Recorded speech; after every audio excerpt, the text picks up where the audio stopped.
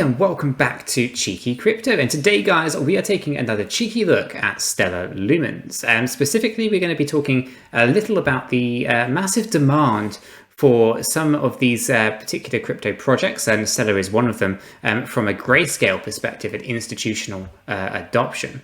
And you know, Stellar makes that list. So we're going to talk a little bit about that. We'll also have a look at the chart for Stellar, see what's going on there, and obviously see if we're going to be potentially gearing ourselves up to the next level of the price aspect of the XLM token, Chris. So it's going to be fantastic. And if you guys find this video useful, informative, don't forget to smash that like button for Chris. He really appreciates it, and I really appreciate it too. And if by chance this is the first time you've stumbled across our channel and you're not yet subscribed, do go ahead and subscribe. By subscribing, you will be kept up to date with all the videos and live streams that we do here at Cheeky Crypto. Right, Chris, shall we jump on over to the desktop and just take a look at what's happening here at Grayscale in terms of this demand for these tokens? Yeah, let's get into it, Nick. Good old Grayscale, eh? You have to love it, don't you? So Grayscale, they've noted massive demand for Ethereum, Litecoin, Zcash, XLM, and Zen, right? So some fantastic projects here, and there's some serious demand for them. So as more institutional investors make their foray into cryptocurrencies, the year of 2021 will prove worthwhile. Grayscale, for example, is buying up a lot of particular crypto assets. Some are in much higher demand than others, which is only to be expected. So let's take a little look at these, right? So Bitcoin, obviously, it comes as no surprise that Grayscale keeps adding more Bitcoin to its growing Bitcoin portfolio. The company's Bitcoin Trust is a very attractive investment vehicle that seems subject to ever-growing demand amongst institutional investors and traders, right? So Grayscale added another 909 Bitcoin to its portfolio in the past week, worth over $34 million at today's price. And in total, the firm now holds 649,100 Bitcoin, which is just absolutely massive amount of Bitcoin. Obviously, the second token is Ethereum for the obvious reasons, right? So since relaunching its Ethereum trust, the demand for exposure to ETH is skyrocketing for Grayscale. A total of 83.678 ETH have been added to the holdings, valued at over $139 million today. So the demand is more outspoken than gaining exposure to Bitcoin, which comes as somewhat of a surprise. The total ETH holdings have now surpassed 3 million. Now, it's not a surprise for most people who kind of understand what happens here. Bitcoin goes first, then Ethereum. We're in the Ethereum stage, aren't we, Chris? We are, yeah.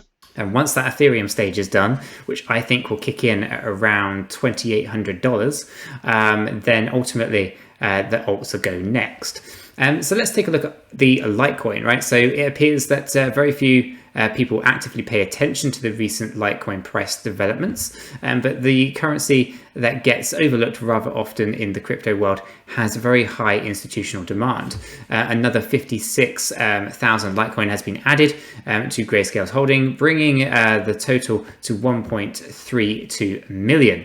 Litecoin also has the highest premium of all the company's products at 1.684.99%, so 1,684.9%. And then we obviously get into the token that we actually want to talk about, Chris, on this particular video, which is Stellar Lumens. So it may seem a bit unusual to see institutional demand for Stellar and XLM pick up significantly. Simultaneously, the ongoing concern regarding XRP and Ripple may force investors' hands a little bit. For Grayscale, adding nearly 3 million XLM to its portfolio isn't a big task, and the company recently holds 56.45 million XLM, indicating they expect a significant demand for this particular asset, which is absolutely amazing stuff. I'm not really going to talk about the last two, but basically, Zen is on here, as is Zcash. So two other fantastic projects as well. But yeah, here you can see a bit more of an overview of their entire portfolio. I'll zoom in to see if I can make this clearer for you guys. a little bit. Let me just see if I can get this any bigger. It's not really making it any bigger at all. That's frustrating. But basically, yeah, we can just find Stellar on here. We can see that there's 56.45 million XLM. Currently, that's about $18.4 million. So yeah, really, really good stuff there. So Chris, let's get into the Stellar Lumens chart, right? So here we are against Stellar against the USD on the daily to start with. We obviously recently had that breakout from these parallel channels, this channel here, which was very frustrating. We stayed in here for quite some time. If I pull this in, we were in here for about 25 days, which was very frustrating. We obviously had the Bitcoin corrections that pulled us a little bit lower, and we obviously got back in into this area a little bit, but in here for such a long time, it was very frustrating. But obviously we had this downtrend and uptrend forming on the 4-hourly chart, and we had the breakout here on the 2nd of February. Since then, we've traded sideways, and today's candle is quite an important one. So if we just drill down a little bit here, we can see the wick coming down to test our 32.4 cent area.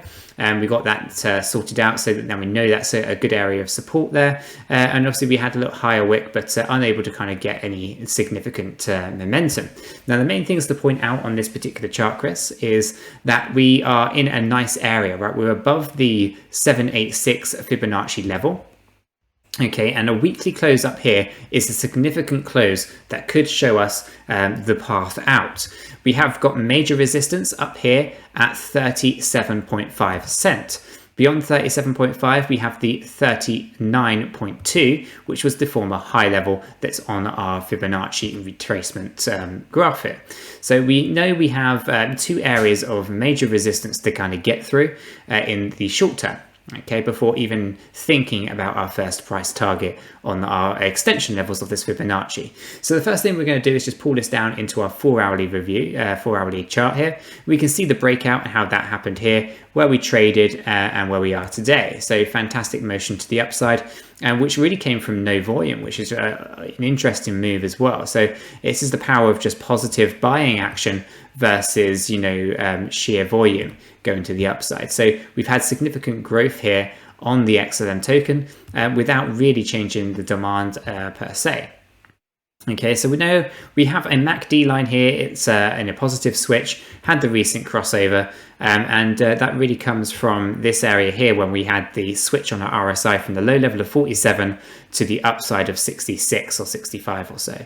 That had pulled back a little bit, which you see in this red candle here, but it started to flatten out recently at around 58 or so on this chart.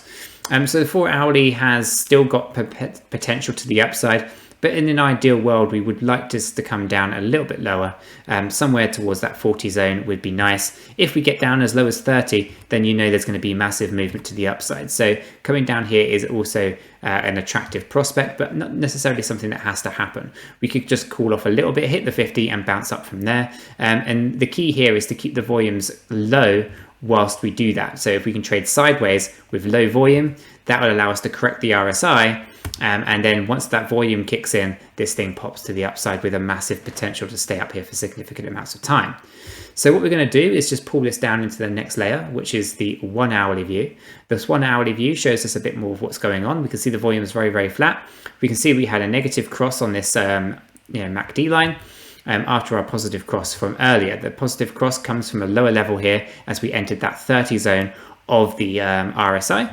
That pulled us right to this upside, right? So we had that downside down here, pulled us to this upside, all within this RSI movement, which is fantastic. And most recently, when this pullback here is happening with the volume slightly, flattish, higher than I'd like, but flatter, we are basically pulling this RSI down. Now, if we can continue to trade sideways in this scope, whilst we get this corrected into here, somewhere in that 40 or 30 zone, then we could see this really swing up to the top side pretty quickly. Once we get down here, it's inevitable that we're going to get the switch to the upside. That will switch this MACD line, which will hopefully gear up everything to move to the upside. Now, obviously, when we are down here with our RSI and we have that positive MACD switch, this is where we really want to see those volumes kick in to really push us to that upside. So right now, Chris, it looks like the XLM token has to kind of trade sideways to get the MACD and the RSI to correct to the right levels. And if the volumes can stay low enough, it shouldn't do too much damage to the price, which will then gear us up to moving and potentially testing, Chris, that 37.5 cent resistance zone. By getting that tested and potentially breaking through, 39.2 after that is on the cards. And from there, Chris, it's literally just a short hop to 46 cent. That's the next resistance. And then from there, we have our first price target mapped out at 55 cent. So lots going on with XLM, Chris. Yeah, and I think, you know, that you're right. There is a lot going on. You've got all the stuff with Africa and, you know, the work that they're trying to do there. You know, the CBDCs as well. You know, so much going on. Fantastic project. Like, looking forward to seeing these price points being hit, and I do expect them to be. Yeah, absolutely. So guys, if you have found this video useful, informative, then do go ahead and smash that like button. Chris really appreciates it, and so do I. And if by chance you're new to the channel and not yet subscribed, don't forget to subscribe. By subscribing, you will be kept up to date with all the videos and live streams that we do here at Cheeky Crypto. And with all this said and done, we hope you have a fantastic day, guys, and we'll catch you all in the next one. Yeah, take care.